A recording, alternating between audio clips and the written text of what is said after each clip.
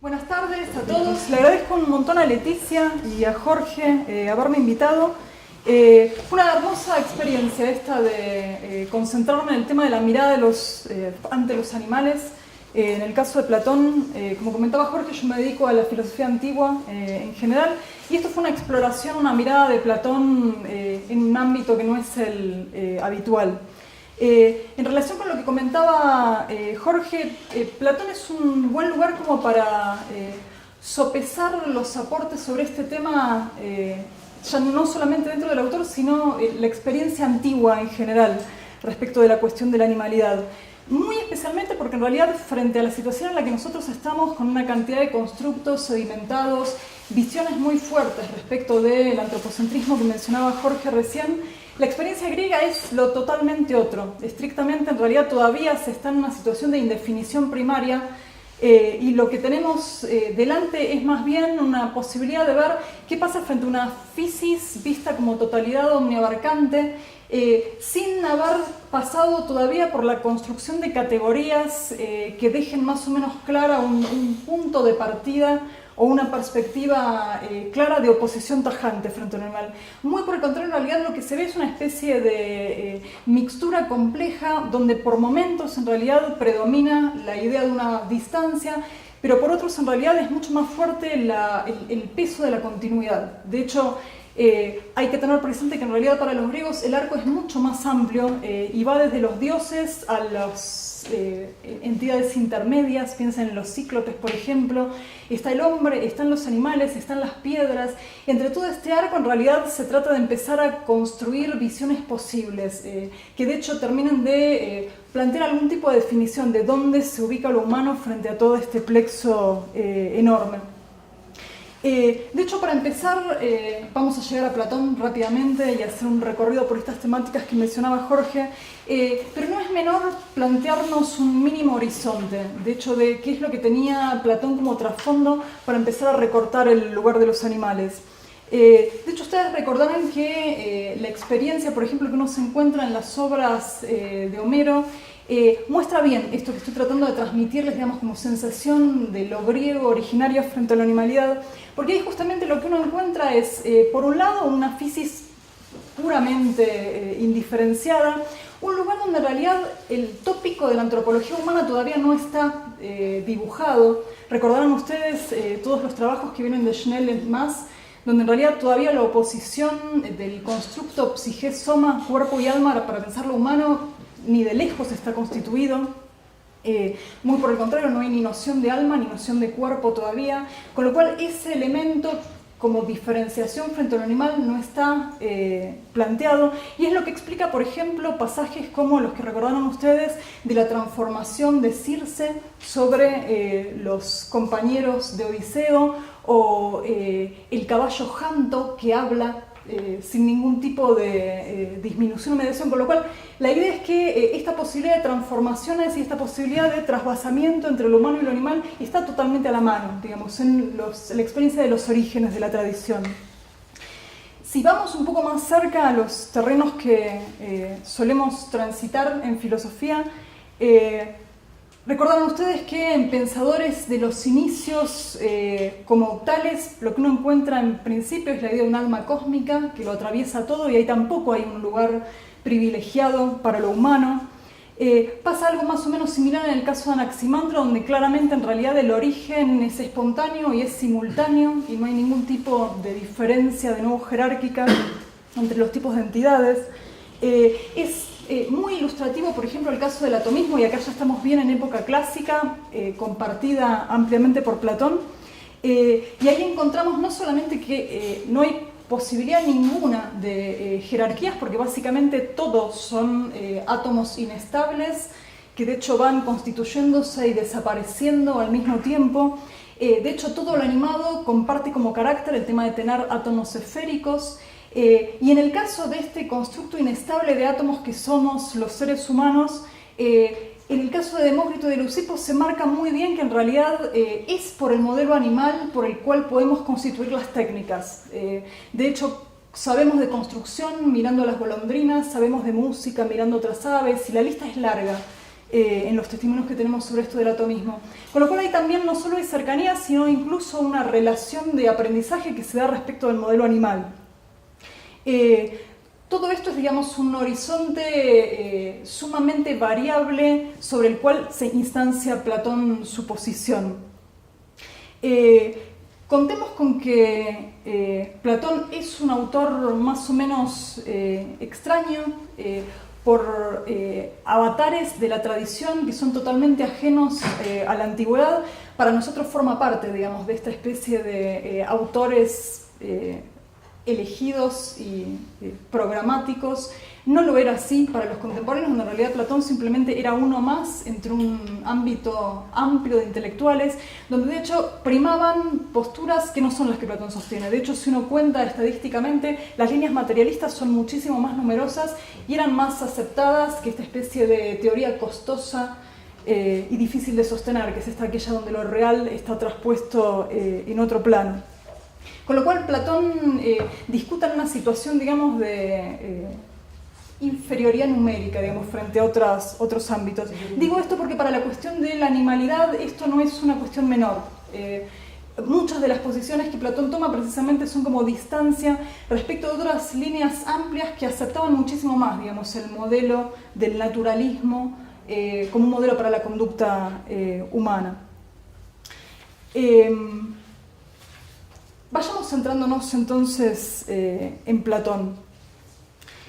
En principio lo que llama la atención es la cantidad de alusiones a lo animal. Prácticamente no hay diálogo platónico que no tenga, en lugares incluso muy importantes del bagaje argumentativo, referencias animales.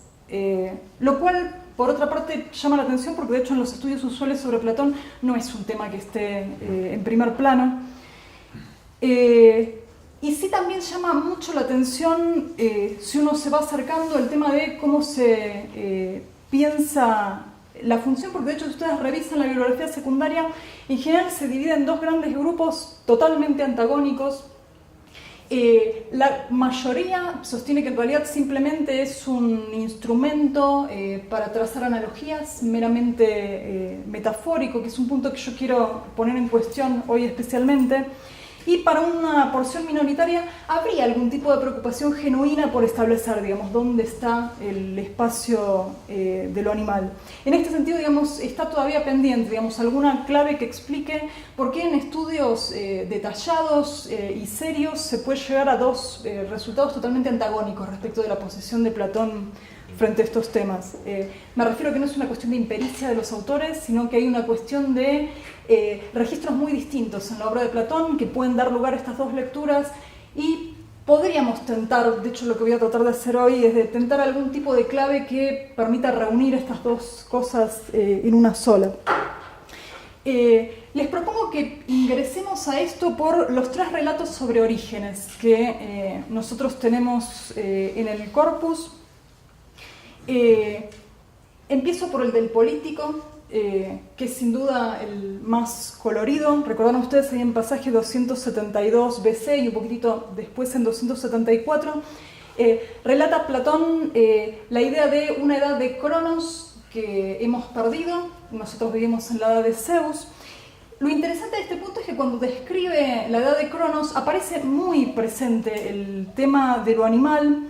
Y se dice no solamente que en realidad eran mansos, sino que interactuaban con los seres humanos y de hecho hablaban. No había en este sentido ningún tipo de diferencia ontológica posible entre hombres y animales, o sea, en este sentido eran todos animales, nosotros simplemente unos más dentro de este constructo.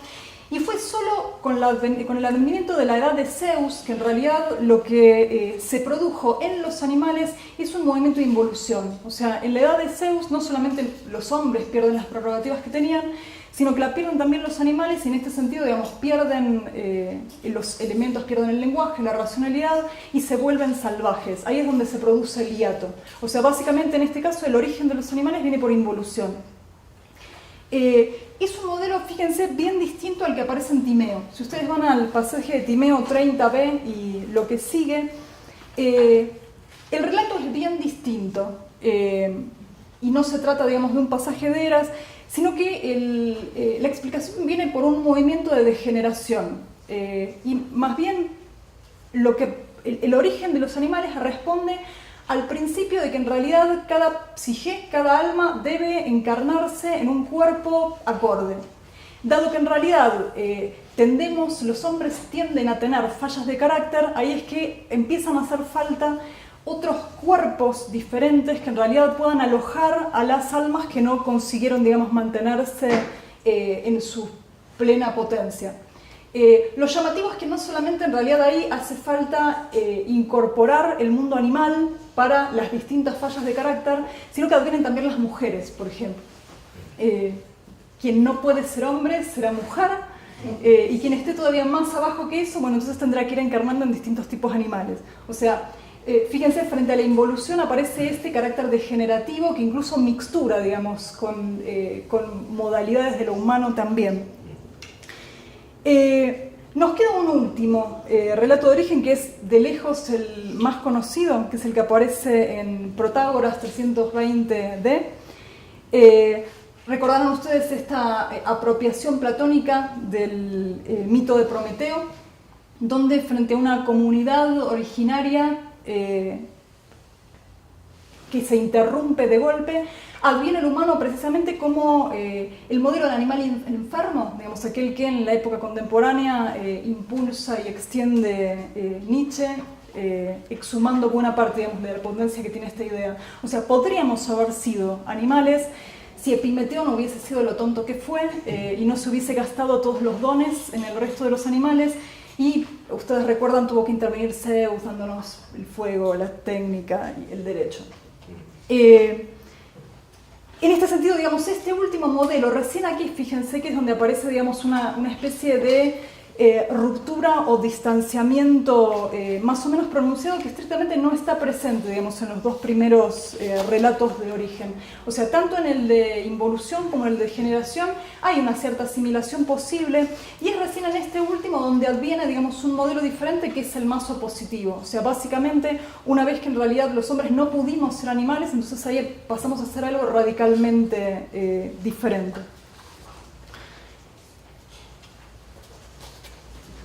Acá, digamos, me parece que hay una posibilidad de explicar de dónde viene, digamos, esta visión tan diferente que hay entre los intérpretes, y sobre todo una idea muy recurrente, digamos, incluso en autores de los dos grupos, digamos, tanto los que piensan que Platón se preocupa legítimamente por explicar lo animal, como quienes no, están muy atravesados de la idea que simplemente se trata de una cuestión metafórica y que el insumo básico que dan los animales al tratamiento platónico es el de funcionar, digamos, como una analogía. Justamente la idea de la metáfora retoma un poco, digamos, esta mixtura entre semejanza y diferencia. Y en este sentido, los animales serían una mera herramienta, una estrategia heurística que permite explicar conductas humanas.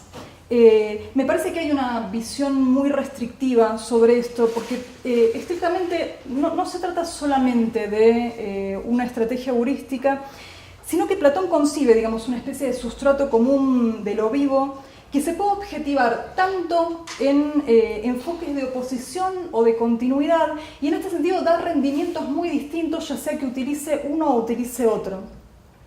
En lo que vamos a ver ahora, vamos a ver algunos ejemplos que me parece que ilustran esta idea. Básicamente, Platón operaría con dos modelos, uno de clara oposición, donde se pone primero la diferencia y en todo caso después se lima algún tipo de comunidad posible. El otro, al contrario, en realidad empieza por las similitudes y después establece diferencias. ¿Hay alguna tentación en pensar que en realidad puede haber alguna lectura evolutiva de esto y que Platón va de un modelo opositivo a un modelo de continuidad? Pero es bastante difícil de sostener en los textos. Digo esto porque incluso por lo que nosotros revisamos, el modelo opositivo de Protágoras parece anterior, es de la época de transición, y después mencionamos Político y Timeo, que son tardíos. Sin embargo, en realidad encontramos también modelos opositivos en Leyes y hay modelos de continuidad en diálogos muy tempranos. Lo cual da la idea de que en realidad dentro del corpus Platón va operando con estos dos modelos de acuerdo a, digamos, a lo que necesita enfocar más especialmente. Y esto porque estrictamente en realidad, y a diferencia de estas lecturas que priorizan uno u otro, lo que tienen estos dos modelos, digamos, el opositivo y el de continuidad, es que estrictamente no son incompatibles. O sea, más de una vez en tratamientos, Platón logra mixturar las dos cosas. En este sentido, digamos, pueden ser contrastantes, pero en sí mismos, digamos, no necesariamente funcionan de una manera incompatible. De hecho, si me corren un poco, hay un pasaje que puede ilustrar bastante bien, digamos, cómo Platón se mueve entre estos dos modelos. Seguramente ustedes recuerdan el pasaje de República 2, donde Platón tiene que explicar el problema de la justicia y dice, bueno, no estoy en condiciones de explicar cómo funciona la justicia en la polis, pero sin embargo puedo remitirme a un modelo escala, que es en realidad cómo funciona la justicia en el individuo, y ahí tenemos al revés, digamos, tengo que empezar por el modelo grande, el modelo escala, para después en realidad contestar, digamos, cómo funciona la justicia en cada individuo. En este sentido, digamos, esto plantea metodológicamente la posibilidad de ir en una especie de paralelismo estructural entre un esquema y otro. En el caso de la animalidad pasa lo mismo, o sea, uno puede empezar por un modelo positivo y remontarse a la continuidad, o puede empezar, digamos, por la continuidad y remontarse a la diferencia, porque funcionan los dos a la vez. Me parece que es una de las ideas más ricas que atraviesa el corpus y hace que precisamente sea difícil colocar a Platón en uno u otro esquema. Por momentos se siente más animal y por momentos menos.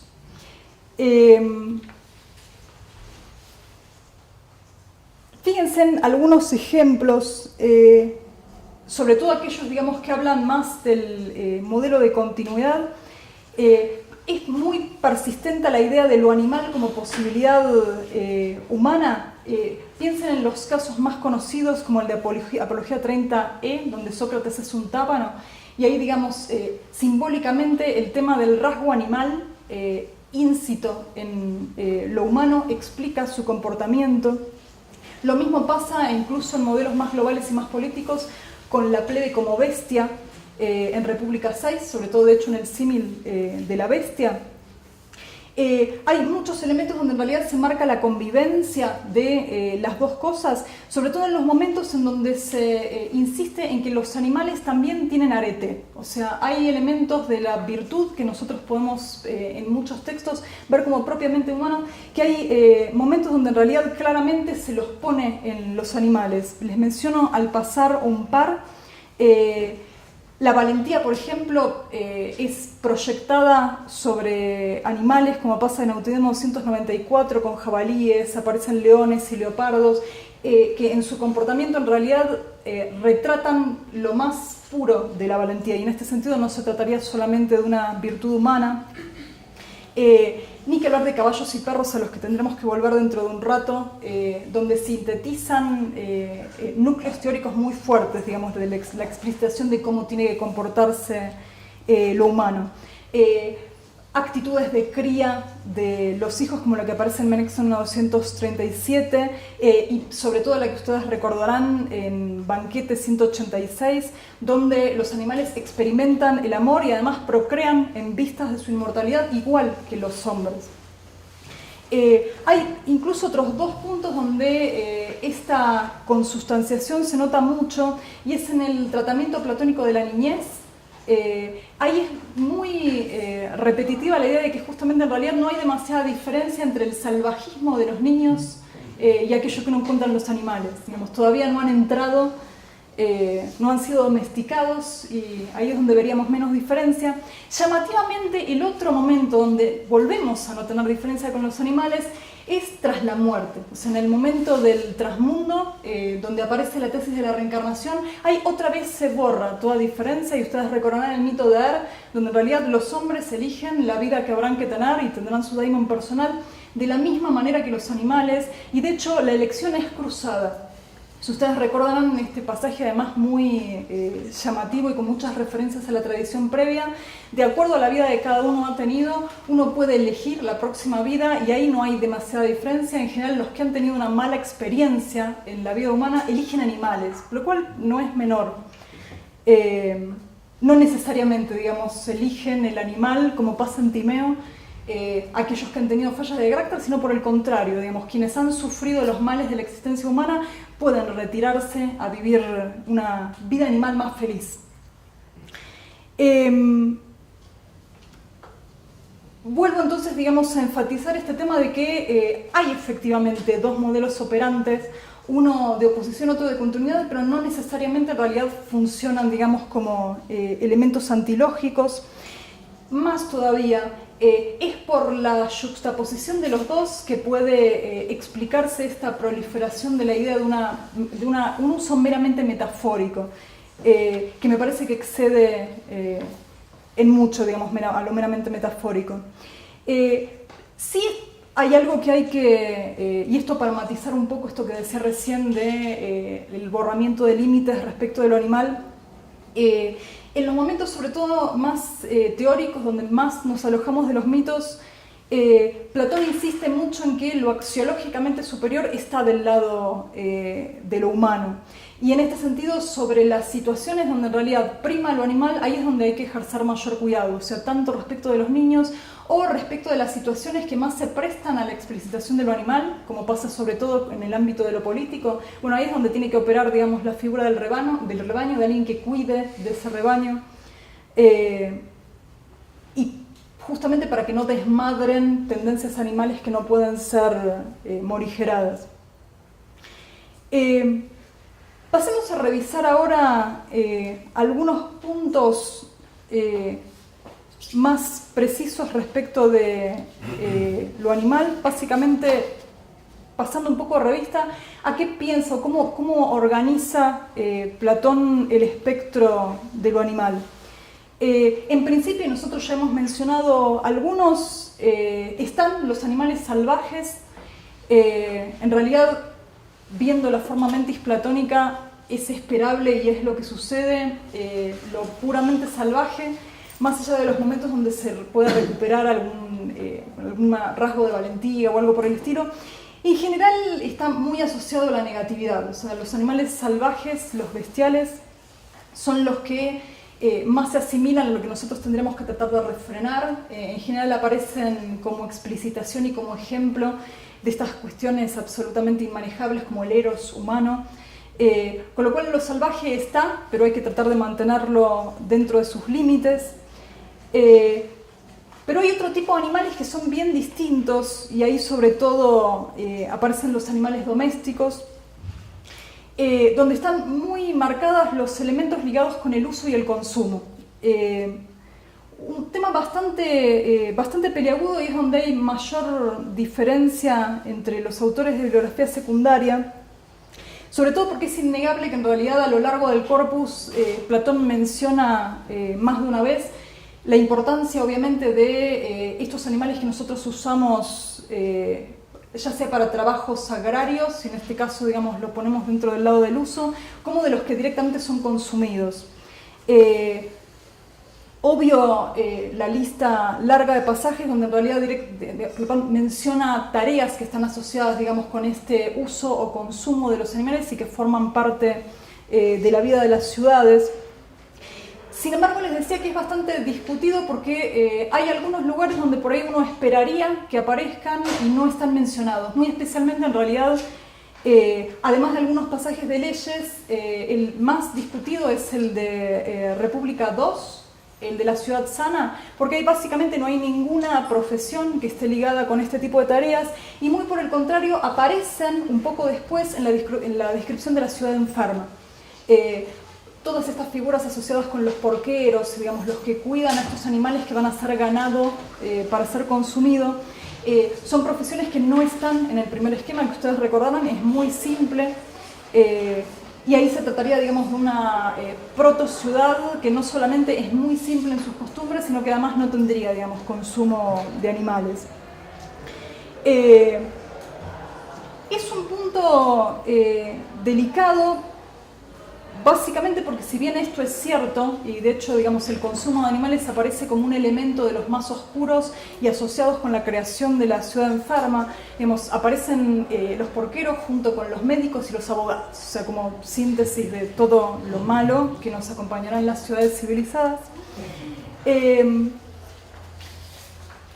es un poco exagerado decidir, como hacen algunos autores, que en realidad ya tenemos ahí, y leyendo algunos pasajes de Platón un poco fuera de contexto, una especie de trabajo de ecosofía donde se respetaría la voz no humana al estilo de las líneas contemporáneas. En este sentido, digamos, hay un poco de exageración en estas líneas. Sí, y volviendo, digamos, para exhumar otro, para tratar de poner más o menos en caja la posición de Platón respecto del consumo de animales, me parece que podemos recurrir primero a la explicitación clara de que Platón tenía entre manos un montón de antecedentes posibles como para adoptar efectivamente una posición más cercana al vegetarianismo. El pitagorismo era bien conocido en la época e incluso habiendo aceptado Platón un modelo de transmigración de las almas, podría haber seguido, digamos, la misma vía y sin embargo no lo hace. Hay un autor de un texto de unas cuantas décadas ya, que es Hausleiter, que propone tres motivos por los cuales en realidad Platón no terminó de dar el paso. Él reconoce que en realidad los elementos dispersos están, pero no llegan, digamos, a plasmarse.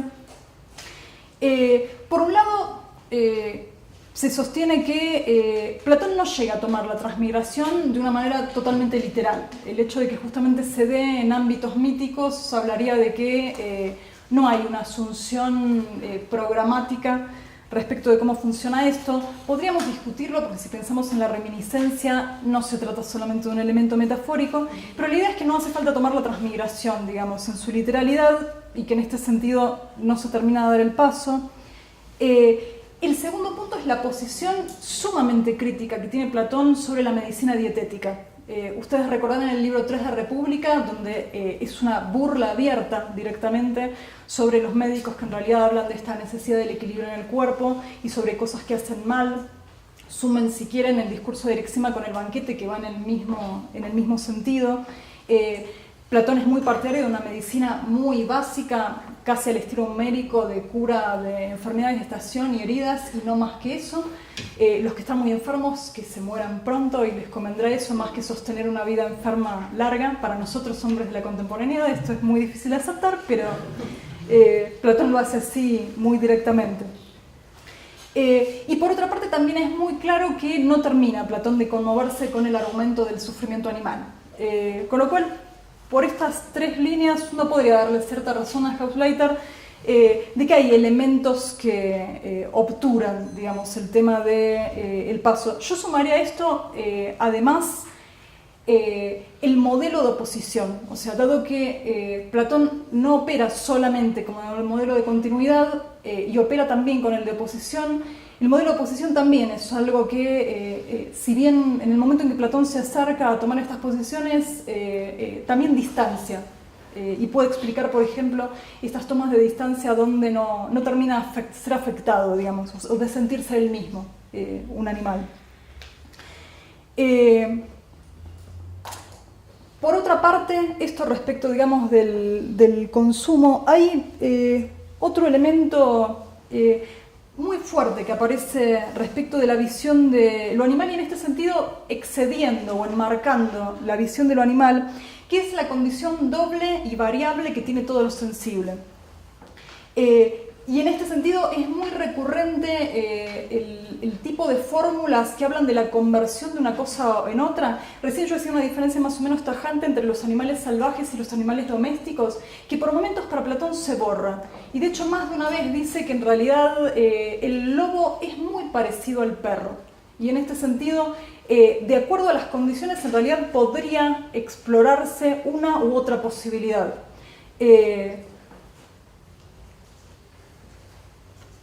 se puede comparar, si ustedes quieren, con la cercanía que hay entre el filósofo y el sofista, ya en el ámbito humano. O sea, el mismo sujeto puede ir hacia un lado o hacia otro. Bueno, con el caso de los animales también, digamos, puede dar una cosa u otra como resultado, dependiendo de condiciones que son meramente contextuales. Porque básicamente, si hay un rasgo de todo lo sensible que nos atraviesa, es que estamos muy sujetos a lo sucedáneo. Esto se ve muy especialmente si tratamos de mirar lo animal en el ámbito más político, que es, me parece, donde esta inestabilidad y este doblez constitutivo se muestra más claramente. De hecho, hay repetidos pasajes donde los animales, sobre todo el rebaño, sirven para explicar cómo funcionamos como sociedades. Básicamente, que tiene que haber alguien que guíe al pueblo arrebañado. Y en este sentido, digamos, este sería el modelo perro, mucho más civilizado y manso. Pero no hay que olvidar que en realidad también es totalmente posible que en realidad el pueblo se muestre bestial. Hace un rato, de hecho, mencionábamos el caso de República 6 y el símil de la bestia.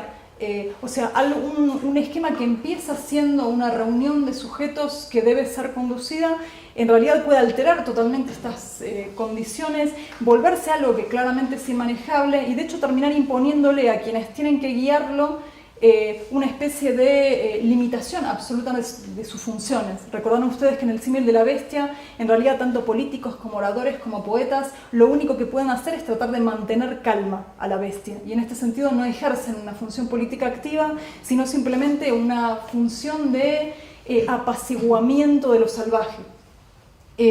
Tanto una cosa como la otra es absolutamente posible. Y en este marco es donde República intenta esta especie de eugenesia, que evidentemente está tomada del modelo animal también, para tratar de mantener un esquema o generar un esquema político que mantenga a la ciudad apaciguada. A cuento de esto es llamativo de nuevo, digamos, con estas lecturas totalmente incompatibles respecto de Platón. La hay también, digamos, en la explicación de la relación entre animalidad y política. Ustedes pueden encontrarse con autores, cito solamente a Saxon House, pero como representante de muchos otros, que ven en la aparición del modelo animal una especie de desjerarquización inmediata de todos los tratamientos, como si en realidad poner ejemplos animales volviera el tratamiento poco serio. Esto se hace en este tipo de lecturas y de hecho se piensa, por ejemplo, se llega a sostener que República entera es una especie de farsa, una especie de antístrofa de las aves de Aristófanes, y que la prueba sería precisamente que hay demasiados ejemplos animales. Es cierto, de hecho, si uno barre República, no hay libro que no tenga más analogías múltiples respecto de los animales. En esta lectura, esta es la prueba de que República no es un texto serio y que la política de Platón debe ser buscada en otros textos donde los animales aparecen menos. El otro, la lectura extrema, está en la línea de las que yo les mencionaba, donde al contrario la presencia de animales implica una especie de reconocimiento de sus derechos. Las dos son exageradas. De hecho, claramente hay una exageración en decir que porque República tiene muchas imágenes animales, en realidad esto implicaría que es un texto en broma, y que en realidad está todo puesto como una especie de idea utópica absolutamente inaplicable, muy especialmente porque sostener algo así implica una ignorancia total del ámbito en que se mueve esta discusión específica. Yo les decía hace un ratito atrás que la figura de Platón en general está bastante distorsionada. Nosotros lo tomamos como una especie de figura tradicional, clásica, que representa a lo griego sin más, cuando en realidad es un autor raro en su época. Y esta proyección hace que en realidad se silencian muchas de las otras opciones intelectuales con las cuales Platón discutía. Obviamente la aristofánica estaba dando vueltas, pero incluso en autores propiamente filosóficos y del mismo círculo socrático tenemos elementos muy a tomar en cuenta. Les menciono solo uno, digamos, para que se entienda qué es lo que quiero decir con esto. hay un autor un poco mayor que Platón, discípulo directísimo de Sócrates, esto lo sabemos por Jenofonte, que de hecho marca mucho que entre los preferidos de Sócrates estaba Antístenes, que tenía con Platón una relación horrible, de las peores que se pueden tener, se detestaban profundamente, se hacían cosas muy feas el uno al otro. La doxografía, si quieren verla, es muy divertida. Antístenes en realidad estaba parado, insisto en esto, digamos, era un socrático de pura cepa. Nadie puede decir que Antístenes no era un socrático. Lo que tenía era su propio socratismo. Sostenía una tesis muy distante de la de Platón. Para él, en realidad, para que algo exista debe ser material, o sea, es un corporeísta extremo, un antihedonista también. Y en este punto, digamos, en el punto de ver su proyección política, lo que tiene Antístenes de llamativo es que tiene un proyecto que es puramente naturalista. De hecho, lo que sostiene es que en realidad tendríamos que volver a un modelo que él compara con el de los cíclopes. Antístenes era un gran crítico homérico y de hecho algunas de las obras que nosotros conservamos, los fragmentos que conservamos, están montados precisamente sobre comentarios desde su filosofía respecto del texto homérico. En el que tiene que ver con la explicación de la vida de los cíclopes, tiene toda una interpretación que en realidad habla de que solo Polifemo era injusto. De hecho, la tesis que trata de probar es esa. Es el único que en realidad tenía algún tipo de falla de carácter. En todo el resto, digamos, todo el resto de los cíclopes vivía con la más amplia justicia y es precisamente el modelo al cual está invitando el texto homérico. O sea, lo que tendríamos que hacer precisamente es olvidar todo el bienestar de nuestras ciudades y volver a vivir como los cíclopes en cavernas, olvidándonos de toda nuestra civilización. Hay, digamos, una postura militante fuerte sobre una especie de modelo de vuelta atrás, de encuentro con la naturaleza, donde obviamente se borraría toda esta distancia que tenemos con los animales. De hecho, a mi juicio, y estoy cada vez más convencida de esto, todo el pasaje de República 2 de la ciudad sana es una discusión con la postura de Antístenes. O sea, Antístenes es el que sostiene el modelo naturalista y en ese pasaje, que no es demasiado largo, pero es muy jugoso, casi podemos leer, poniendo frente a frente los testimonios que nosotros tenemos en Antístenes y este pasaje, una respuesta platónica de por qué eso no es viable. Ustedes recordarán que justamente ahí se describe una polis donde justamente en realidad todo el mundo vive en contacto con la naturaleza.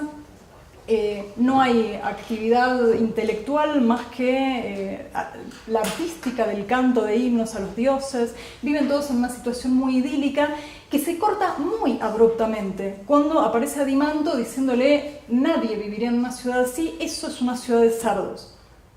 Ahí muere el proyecto de ciudad sana y comienza, digamos, la alternativa, la construcción alternativa de una ciudad enferma que en todo caso habrá que purificar. Ahí me parece que es donde se da, y para nuestro tema de la animalidad es una bisagra interesante para ver dónde se para Platón frente a esto. O sea, los modelos irrealistas, los modelos utópicos que hablan de una vuelta a la comunión con lo animal estaban bien presentes. El tema es que Platón no opta por eso.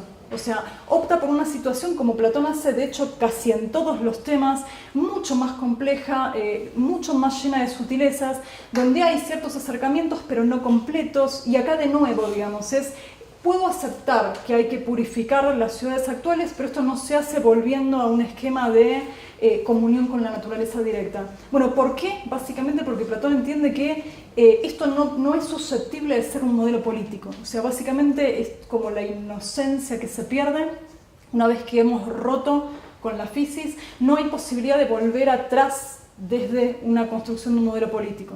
O sea, al contrario, los modelos políticos tendrán que ir en la línea de lo que se va después a describir en los libros 7 y 8.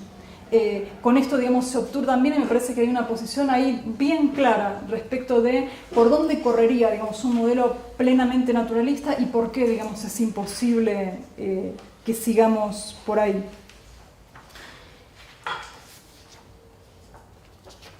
Sumemos un dato más respecto de la relación con los animales, yendo un poco a la cuestión del conocimiento. En este punto hay una serie de textos sumamente interesantes porque se imaginarán, si bien Platón tiene textos, sobre todo en el Timeo, que hablan de una incipiente biología, y de hecho para algunos autores hay ahí por lo menos estudios protobiológicos a los cuales Platón presta atención. Sin embargo, para la tradición, Platón quedó parado en las antípodas como el antihéroe del evolucionismo. Acá es muy llamativo porque el esquema al que se suele volver es el de Sofista 277 y siguientes, que recordarán ustedes ahí en el medio del método de edición, se usan ejemplos animales. Con lo cual, para quienes han leído después en la historia cómo ve Platón a la naturaleza, supuestamente en realidad sería una pura instanciación sensible de esquemas inteligibles absolutamente inamovibles. En este sentido, la teoría de las formas no dejaría ningún tipo de resquicio para algún tipo de visión evolucionista respecto de lo animal. Recuerden, sin embargo, ustedes que nosotros comenzamos con los relatos de origen donde precisamente esto está presente. Con lo cual, en general, en estas discusiones, todos estos pasajes están totalmente borrados. El pasaje del sofista se come todo lo demás y tenemos esta visión, digamos, muy restrictiva de Platón, que sería, digamos, el mayor de los enemigos de los estudios biológicos. Podríamos estar un rato larguísimo sumando elementos flojos que tiene esta tesis. Para empezar, y menciono solo esto, una lectura de este tipo da por sentado y resuelve de antemano el gravísimo problema del inicio del Parménides. ¿Recuerdan ustedes el famoso de qué hay ideas? Ahí ni por casualidad está claro que en realidad respecto de los animales y respecto de la física en general nosotros podamos afirmar a ciencia cierta que Platón pensaba en un respaldo en formas de este tipo de entidades. Las reconoce para las entidades matemáticas, para los valores, para todo lo demás, bueno, ahí es bastante más confuso. Con lo cual, usar esto como piedra de toque para después resolver qué posición tiene Platón frente a la biología es por lo menos riesgoso. De hecho, hay algunos autores que con mucha más sutileza lo que ven detrás de esto es una especie de máscara que se ha conformado por sobre Platón, donde en realidad no se está haciendo hablar a Platón, sino a quienes se reconocieron platónicos en la tradición mucho más cercana y contemporánea, autores como Agassiz, por ejemplo, que se reclaman platónicos y son claramente antievolucionistas en el momento en que comienza a gestionarse la teoría. Con lo cual es por lo menos también complicado proyectarlo hacia atrás y afirmar efectivamente que Agassiz tenía razón y estaba leyendo bien a Platón. Así que esto es una sugerencia de que no necesariamente Platón riñe con los estudios de la biología. Lo interesante, digamos, por esta cuestión más, si ustedes quieren, de registro o de insumo o de rendimiento epistemológico que hay detrás de lo animal, podemos mencionar muy rápidamente tres que aparecen. El ámbito de la animalidad trae muchos rendimientos en el ámbito de lo ontológico y de lo antropológico también, muy especialmente en el tema del estudio de la psicología. Yo les decía hace un rato que justamente en los orígenes de la tradición no hay ningún tipo de esquema que haga prever que la oposición psique-soma, cuerpo-alma puede explicar lo humano. Al contrario, esto es una construcción bien de época clásica y que de hecho en la cual Platón es bien responsable. Y para esta contraposición, digamos, o la sedimentación de lo humano como compuesto de cuerpo y alma, ahí el estudio y la contraposición con lo animal es un elemento importante. Básicamente porque se suele utilizar en este elemento donde se dibuja el ámbito de lo racional para asociarlo con la psique y en este sentido distanciarlo de aquellas entidades animales que no lo tienen. Por otra parte, un segundo rendimiento claramente epistemológico que tiene el ámbito de la animalidad está en el ámbito de la cosmología, que puede llegar a llamar la atención en una primera aproximación, pero sin embargo Timeo muy especialmente es bien claro respecto de que estrictamente el cosmos está visto como vivo, está atravesado de Zoé, y en este sentido, digamos, podemos hablar de una zoofilosofía ya en estos ámbitos, donde para pensar la totalidad hay que incluir también, digamos, el hecho de un cosmos animado del cual participamos nosotros como humanos, pero también el resto de los animales. Mencionemos también muy rápidamente algo que ya hemos dicho antes. No se puede hablar de escatología en Platón sin ver el aporte fundamental de los elementos animales en este plano.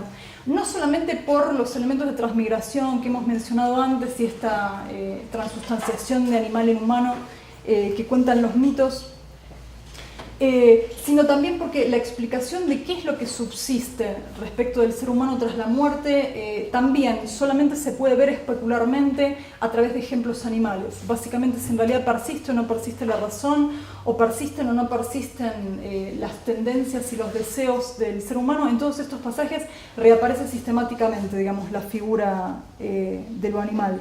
En este sentido, todos tienen un daimon personal que los va acompañando y habla de una cierta distinción, pero a su vez continuidad en todos estos pasajes.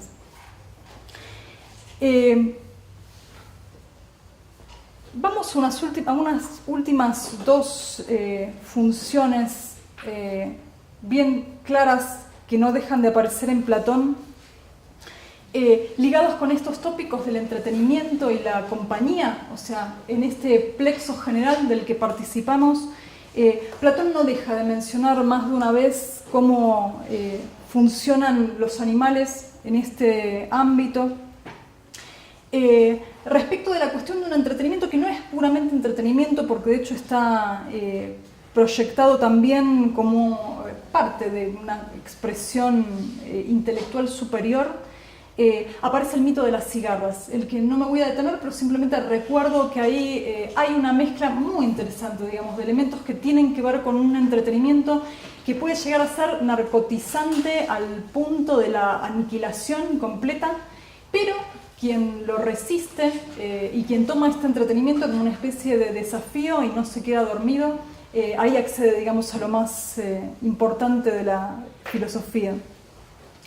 Y respecto de la compañía, que no es meramente compañía, porque detrás de esto hay muchas claves sobre qué es lo más valioso en lo humano, aparecen muy especialmente dos figuras que son las del caballo y el perro, que los invito a no tomarse nunca en broma, porque de hecho suele pasar, y si a ustedes les preguntan de golpe por la figura del perro en la antigüedad, seguramente se van a ir a los cínicos.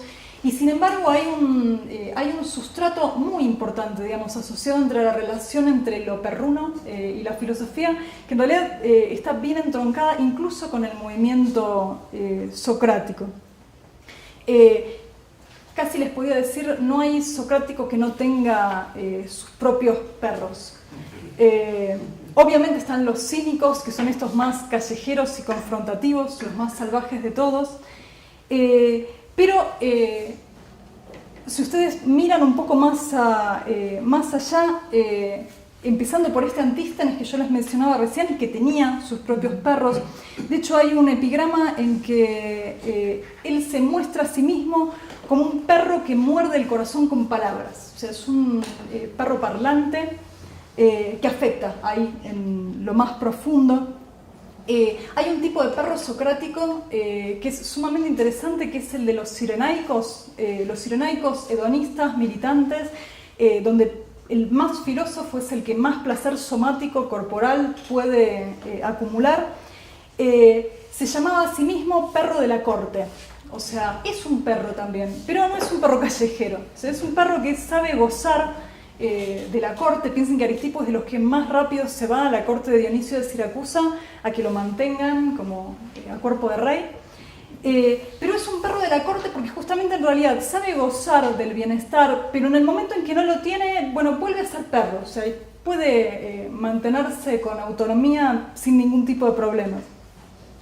De hecho hay perros megáricos también, que es lo más extraño de todos, estos filósofos socráticos famosos por construir paradojas y argumentos erísticos, se dicen a sí mismos perros. También hay uno de ellos que es Políxeno, que decía que él era un perro de esos de raza que cuidan a sus amigos. Que ustedes recordarán, no está muy lejos de los perros de República, de Platón. Cuando hay que describir precisamente a los guardianes se quiere que sean perros, o sea, porque esos son los que reconocen a los amigos y muerden y atacan a los enemigos. O sea, básicamente tienen la sabiduría más raigal y más básica que tendríamos que tener todos. O sea, ese carácter perruno debería ser lo más universal posible.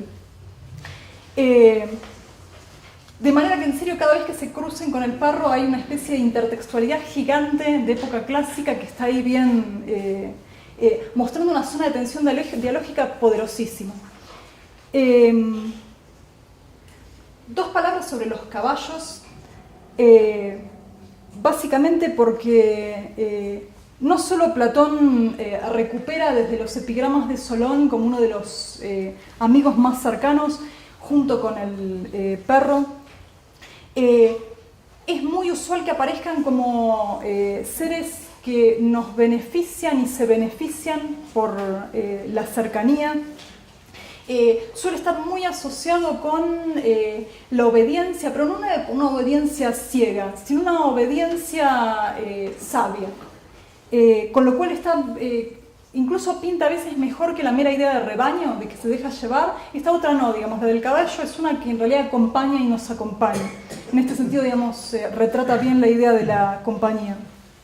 Y no es casual en este punto que también solamente menciono que en realidad el caballo sea la representación en el mito del Fedro, en el mito del carro alado, la representación de las otras dos partes que acompañan a la racionalidad. Digamos, está el auriga, pero también están los caballos, que en realidad integran de nuevo esta duplicidad, o sea, aquella que acompaña la parte impulsiva que sostiene la razón y la del caballo desbocado, la del caballo negro que se escapa.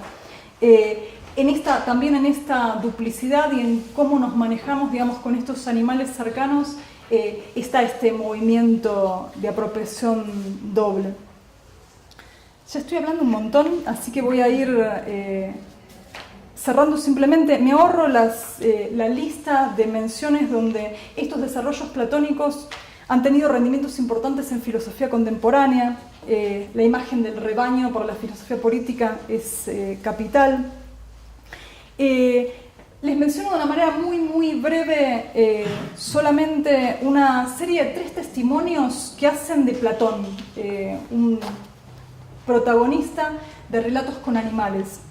Hay un relato que nos hace llegar Diógenes Laercio de un sueño que tiene Sócrates, donde sueña con una especie de pollito que se le sube al regazo y que de repente se convierte en un cisne así esplendente que sale volando. Lo que cuenta el relato es que inmediatamente esa misma mañana conoce a Platón y reconoce en Platón al cisne que va a cobrar vuelo. Imagínense que es un relato bien armado de la tradición platónica para mostrar qué maravillosa es y por qué de hecho es la mejor tradición dentro de los socráticos y no estas otras cirenaicas, antisténicas, megáricas, bastardas. Hay un segundo relato, en uno de estos textos anónimos de biografías, donde también hay un sueño, donde es Platón el que sueña, ya no Sócrates, y sueña con un cisne que también está volando y está rodeado de cazadores. Lo que cuenta el sueño es que en realidad, si bien los cazadores son muchos, el cisne se escapa todo el tiempo. Inmediatamente la explicación es la teoría platónica. O sea, es la teoría platónica que es tan rica y tan desmesurada que se nos escapa a todos los intérpretes. Hay propaganda platónica acá, seguro, también. No la hay en el último relato, donde también hay una especie de cisne, pero visto de una manera muy negativa. Es esperable porque es Ateneo. Ustedes recordarán al Ateneo de Náucratis, siglo V después de Cristo, un crítico muy mordaz respecto de Platón. En este caso, lo que sucede es que Platón es el polluelo que sueña Sócrates, pero en lugar de salir volando magníficamente, se da vuelta y le pica la cabeza, o sea, lo picotea a Sócrates, con explicación incluida, donde obviamente en realidad Platón es el discípulo maldito que en realidad va a traicionar absolutamente la doctrina socrática. Con lo cual, y traigo esto sobre el final a cuento porque es un hilo interesante donde en realidad es lo animal lo que explica esta relación raigal de origen de la filosofía platónica y de relación con Sócrates. Con lo cual es también una invitación a tomarse en serio, digamos, este hilo, tirar un poco de este hilo de la animalidad en Platón y ver salir una versión del platonismo que no es la usual. Así que están todos más que invitados.